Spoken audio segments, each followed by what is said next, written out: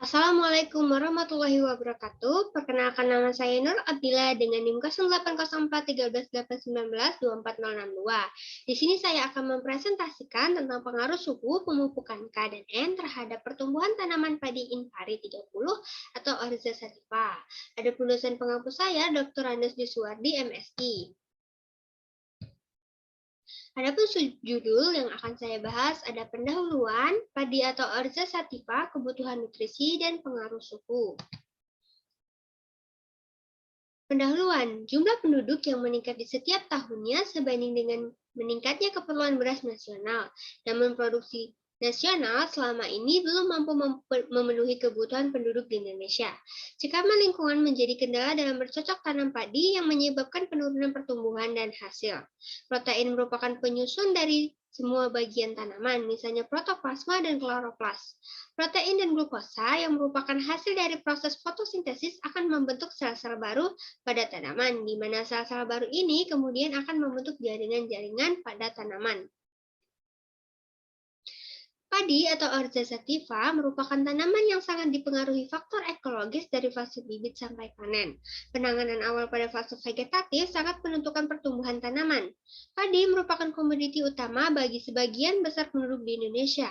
Hampir 90% dari penduduk Indonesia mengkonsumsi beras sebagai makanan pokok.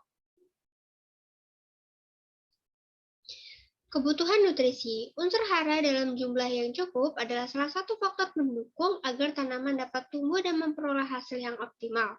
Apabila unsur hara tidak tersedia dalam jumlah yang cukup di dalam tanah, maka dapat dilakukan pemupukan. Pemberian pupuk N menyebabkan peningkatan N yang tersedia sehingga meningkatnya jumlah asam amino yang terbentuk di dalam bagian tanaman.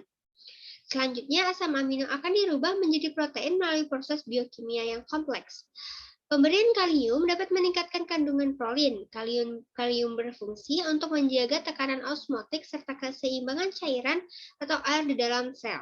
Sintesis dan akumulasi senyawa osmolit berperan dalam pengaturan tekanan osmotik sel serta melindungi sel-sel dengan cara mengikat spesies oksigen reaktif. Pengaruh suhu. Peningkatan suhu menyebabkan peningkatan transpirasi yang diikuti dengan peningkatan serapan hara. Peningkatan serapan hara menyebabkan peningkatan kapasitas metabolisme seperti fotosintesis yang hasilnya merupakan bahan baku untuk pembentukan sel baru yang menjadi dasar pembentukan anakan. Cekaman suhu tinggi menyebabkan tanaman menghasilkan anakan lebih banyak sebagai cara untuk menyesuaikan diri dengan lingkungannya, sehingga dapat menurunkan suhu udara di sekitar tanaman. Tanaman merupakan mekanisme untuk mengatasi cekaman. Kenaikan suhu di siang hari mampu mempengaruhi pertumbuhan anakan, pengembangan luas daun, dan pemanjangan batang tanaman padi. Kalium berperan dalam menghasilkan prolin yang berfungsi sebagai osmoprotektan bagi tanaman dalam menghadapi cekaman lingkungan seperti suhu tinggi. Adapun jurnal yang saya gunakan pada presentasi ini dapat dilihat pada slide. Baiklah, sekian presentasi dari saya. Kurang lebihnya saya mohon maaf. Wassalamualaikum warahmatullahi wabarakatuh.